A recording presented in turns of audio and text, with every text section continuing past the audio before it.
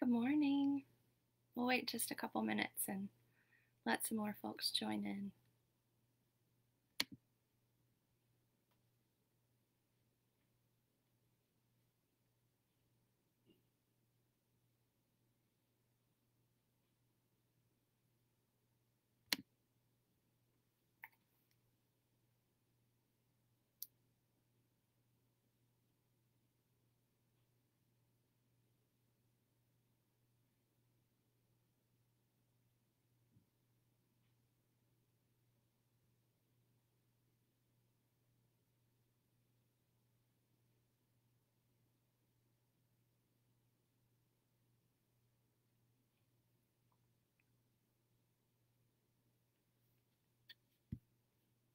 Hi, Jane. Good morning, Carol.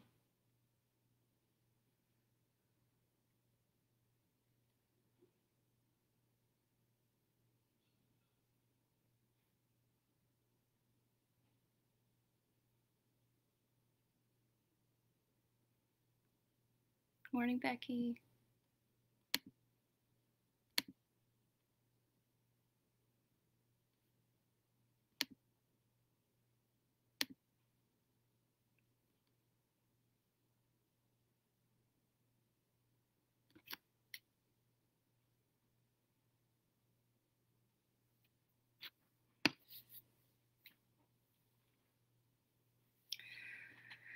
Well, friends, it's August. I am not sure how we woke up this morning and it's suddenly August 3rd, but it is somehow. I was thinking this weekend about just how much time has passed since we started this pandemic life. That seems like its own phrase these days. And we started this on like March 11th, and we're in like week 21 or 22 of this strange way of being. And so I'm aware of all of the feelings that go with that, and it's August. And I, this past week, have been thinking a lot about fall, and just what that is and what that looks like and how we do it. And I'll get into that more later, but I'm just very aware that it's August, and that feels very, very strange today. You can see I'm in a different part of my house. We're doing okay here at our house. We have set up a more permanent office space for Tyler in our guest room. That was last weekend's project a week ago. And it now means that he's not working in the middle of the living room, listening to Nick Jr. on TV while he's trying to work. And so that gives him a more clear space to be. So I realized that I can Facebook Live in a room with a door, and it's amazing. So we're really enjoying that today. And so we're in a different space. Yeah, we're doing okay here at our house. We're doing the juggle, just like everyone is doing the juggle who's dealing with family parenting and working from home. Tyler's doing well. For those of you keeping up with his wheelchair saga, it got fixed about 3 weeks ago, and it is life-changing. So yay for that. We're very excited and thrilled about that. Eliza's good. She is getting bored with us, as I think all only children do at some point in this, and she's really missing her friends. In fact, I was sharing with someone via text last night. She had a night about a week ago where she woke up in the middle of the night and just crying and saying, "Mommy, when are the germs gonna go away?" And it broke my heart, and I wanted to answer that question with an answer that I don't have, and ended up just saying, I don't know, but I wish I did.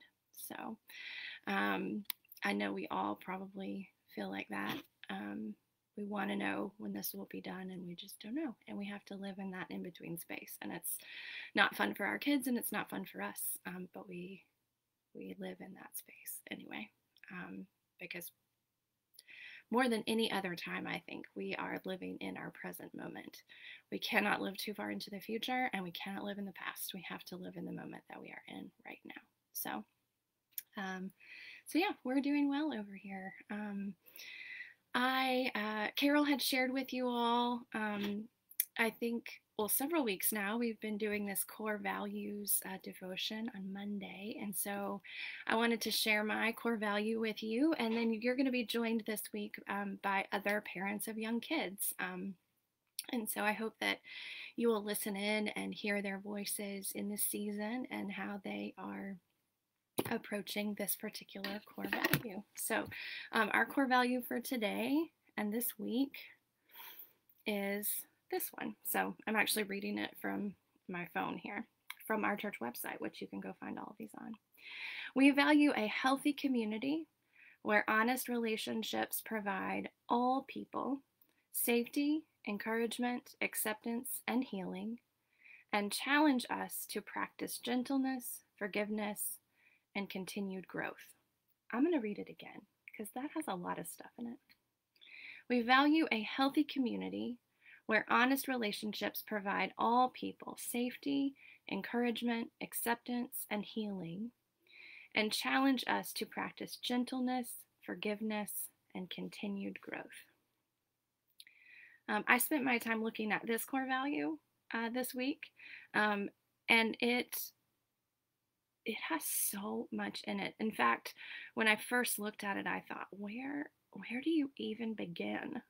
You could spend this entire series of looking at our core values just on this one. But of course, we can't do that. So, but this one is chocked full. And so I don't know about you, but one of the things that I love is language. And one of the things that I learned in 5th grade from my beloved 5th grade teacher was how to diagram sentences.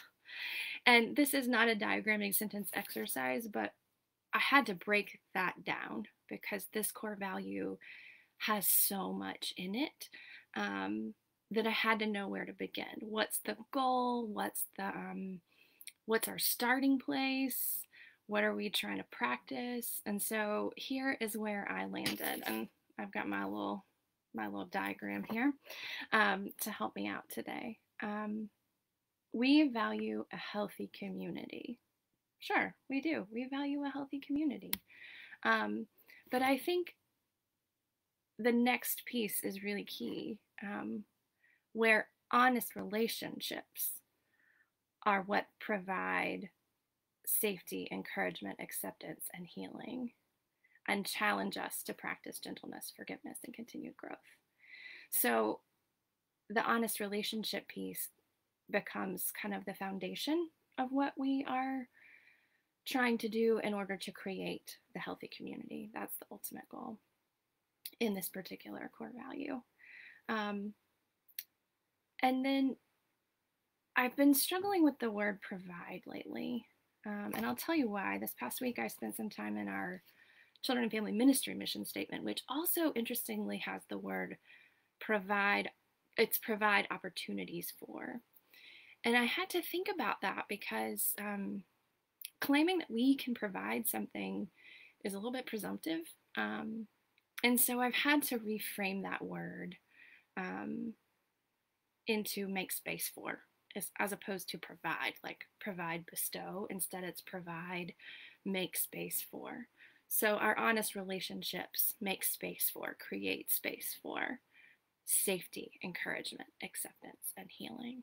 And that's been really important teasing apart for me with that word this past week.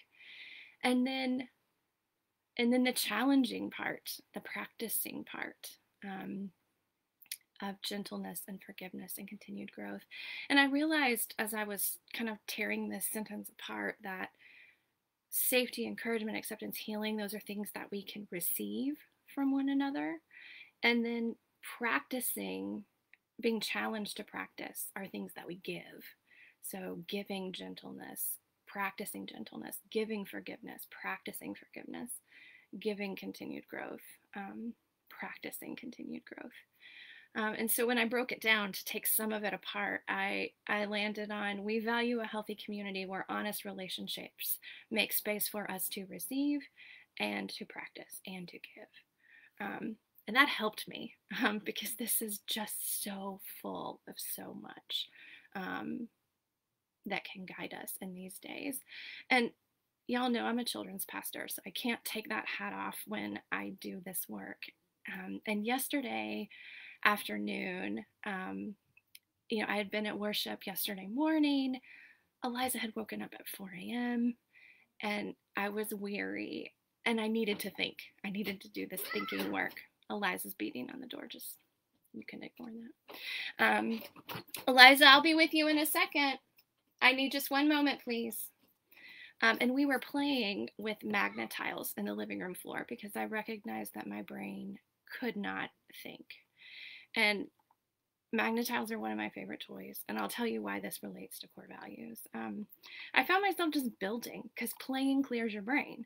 And so I ended up with, a little tower here. And I ended up with this little creation. And each one of these has a foundation, right? And this one has a center pole. I don't know if you can see it. And this one has a foundation too, and it has a point. And as I was wrestling later with this core value, it made me wonder, these honest relationships are the foundation of this core value, right? They're everything to it. That's how it succeeds. It's how we practice it best. It definitely means practicing vulnerability and honesty. And so it made me wonder, is this core value with the foundation of honest relationships, is the goal like a point? Is the goal healthy community, like something that we reach as pinnacle? Or is it kind of this foundation of honest relationships, and those are more like a center point, and then from that we both receive encouragement. I don't know if you can see this. We receive encouragement and acceptance and healing and safety, and then we also practice gentleness, forgiveness, and continued growth. And maybe there's a fourth one we haven't named. And this visual was really helpful for me to take this core value off the paper and give it some three-dimensional approach, I guess. That healthy community is not a pinnacle. It's not a goal that we're striving for. But it's this thing that kind of holds us all together in the center, and then lets us kind of fountain out from that. So that is where my brain went with this core value for this week, and I'm curious to hear from you. What piece of that particular core value, as you are thinking about it, is most important to you? Is it the receiving? Is it the giving? I would actually challenge us maybe to pick one of both. Is it safety or encouragement or acceptance or healing, or is it gentleness and forgiveness and continued growth? What of those are most important to you? What's your favorite part of that? Those are two different questions. And underneath all of that is this really interesting question that I'm going to have to sit with even more about: what is honest relationship? And what does that look like in a community where we can't gather? We're used to having a hub, a place where we gather, and that's been the church building. Now it's Facebook Live, or now it's Zoom. And where how do we practice these things in this core value? I'm pointing at my paper. How do we practice these things when we are in this web formation and we're all over the place? We're all across the city. I think it changes how we approach the core value as a community and how we practice it together.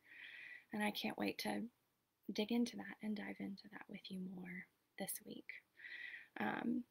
Friends, I'm grateful for you. I'm grateful that we have had a hub that has gathered us and that we have done the work of being community together.